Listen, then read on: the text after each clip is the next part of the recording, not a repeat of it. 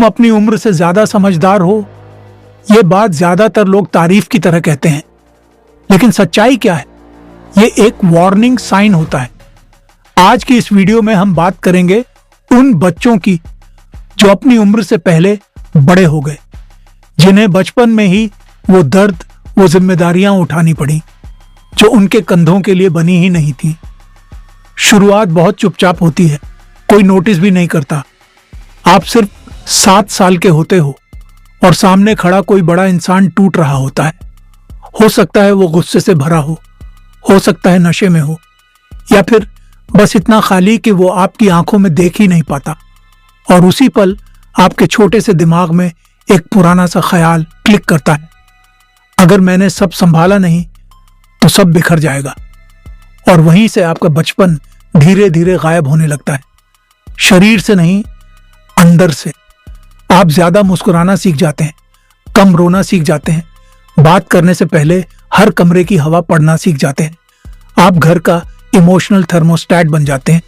एक छोटे से बच्चे की जगह एक छोटा सा बड़ा इंसान बन जाते हैं और बाहर की दुनिया आपकी तारीफ करती है, वाह कितना समझदार, कितना जिम्मेदार, कितना मजबूत। लेकिन कोई ये नहीं पूछता इस मजबूती की कीमत क्या थी।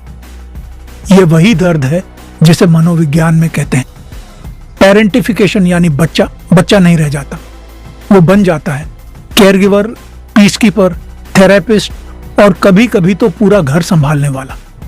ये सिर्फ गलत नहीं है, ये बच्चे के दिमाग को दोबारा वायरिंग कर देता है। वो हमेशा डर ढूंढने लगता है, हमेशा सतर्क, हमेशा चौकन्ना। ये हालत कहलाती है हाइपर विजिलेंस। आप सीख जाते हो प्यार एक लेन देन है, मैं शांति दूं तब शायद मुझे सुरक्षा मिले। आपकी जरूरतें खतरा बन जाती हैं, दूसरों की जरूरतें सबसे जरूरी, और धीरे धीरे आप गायब होने लगते हो अंदर से। बाहर जो दिखता है वो है गुड चाइल्ड, क्वाइट अचीवर, सबके दुख का इलाज, और खुद कभी किसी से कुछ ना चाहने वाला इंसान। लेकिन ये सब एक मुखौटा है, एक परफेक्ट मास्क, और आप उसे इतने सालों तक पहनते हो कि खुद को ही भूल जाते हो। लेकिन अंदर का बच्चा अभी भी रो रहा है। वो पूछता है, मुझे क्यों किसी ने नहीं बचाया? मैं ही हमेशा क्यों बड़ा बन गया? जैसे जैसे आप बड़े होते हो, दर्द के नए नए रूप सामने आते हैं। आप हाइपर इंडिपेंडेंट हो जाते हो, किसी की मदद लेते नहीं, किसी पर भरोसा करते नहीं, खुशी महसूस नहीं होती, जैसे वो आपके लिए बनी ही नहीं। आराम करना अपराध लगता है, काम में डूब जाना ही आपकी कीमत बन जाता है। और सबसे बड़ा डर, आपको लगता है ये सब नॉर्मल है, क्योंकि बचपन में केओस ही आपकी नॉर्मल दुनिया थी, इसलिए शांति अजीब लगती है, प्यार सस्पिशियस लगता है, और सॉफ्टनेस किसी कर्ज की तरह। बच्चा ये सब क्यों सहता है? क्योंकि बच्चा एक चीज के लिए सब छोड़ सकता है, अटैचमेंट, किसी का साथ, किसी का प्यार, और इसके लिए वो खुद को त्याग देता है। ये कमजोरी नहीं है, ये बायोलॉजिकल इंस्टिंक्ट है। लेकिन दुख ये है, जो सर्वाइवल स्किल बचपन में आपको बचाती है, वो बड़े होकर आपको धीरे धीरे अंदर से मारने लगती है। हम बड़े होकर क्या बन जाते हैं? ऊपर से हाई फंक्शनिंग एडल्ट, अंदर से नेग्लेक्टेड बच्चा। हम जरूरत के लिए नहीं, अप्रूवल के लिए काम करते हैं। हम सबको संभालते हैं, लेकिन भीतर से चाहते हैं कि कोई हमें पकड़ ले। हम चुप रहते हैं क्योंकि डर है, अगर सच बोल दिया तो लोग चले जाएंगे। और हमारा सबसे छुपा हुआ सपना होता है कि कोई एक दिन हमें देख ले, कह दे कि तुम इतने मजबूत होने का नाटक बंद कर सकते हो। लेकिन यह सपना बच्चे का है, उस बच्चे का जिसे बचपन कभी मिला ही नहीं। हीलिंग कहां से शुरू होती है? ठीक करने से नहीं, भागने से नहीं, पॉजिटिव थिंकिंग के चश्मे से नहीं। हीलिंग की शुरुआत होती है जो हुआ उसे सच मानने से, अपने आप को ये बोलने से, हाँ ये गलत था, हाँ मैंने बहुत सहा, हाँ मैं ठीक नहीं था। ये कमजोरी नहीं है, ये पहला दरवाजा है अपने अंदर के बच्चे तक पहुंचने का। बड़े होकर हम कौन बनते हैं? वो इंसान जो शांत कमरे में भी डर ढूंढ लेता है, वो साथी जिसे सॉफ्टनेस पर भरोसा नहीं आता, वो दोस्त जो हर किसी का थेरेपिस्ट है लेकिन कोई उसका थेरेपिस्ट नहीं बन पाता। हम माफी मांगते मांगते जीते हैं, थकान को सफलता समझते हैं और प्यार को कर्ज की तरह चुकाते हैं। यह है बहुत जल्दी बड़े हो जाने की कीमत।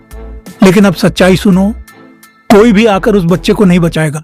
आपको ही वापस जाना होगा, उसे पकड़ना होगा, उसे कहना होगा यह सब तुम्हारी गलती नहीं थी, तुम सिर्फ बच्चे थे, अब तुम्हें आराम करने की इजाजत है। यही शैडो वर्क है।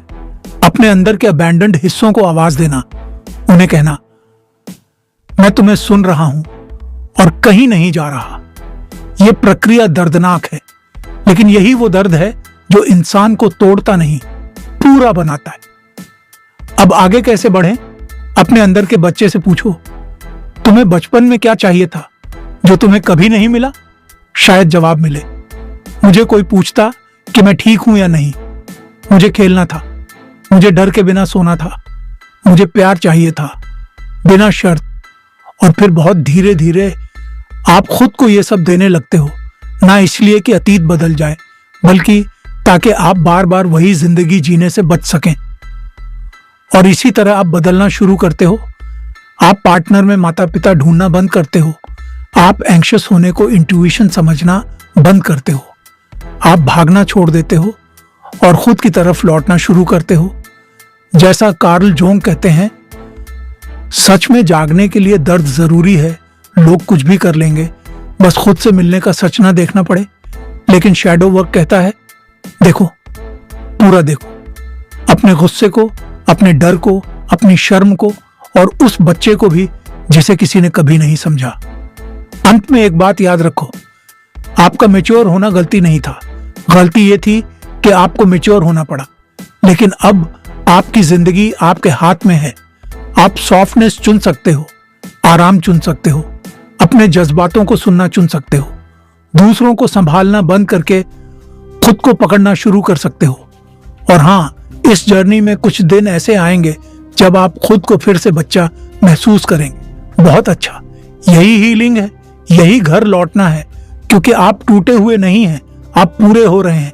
आपने बचपन नहीं पाया, लेकिन भविष्य अभी भी आपका है। और इस बार कहानी आप लिखेंगे।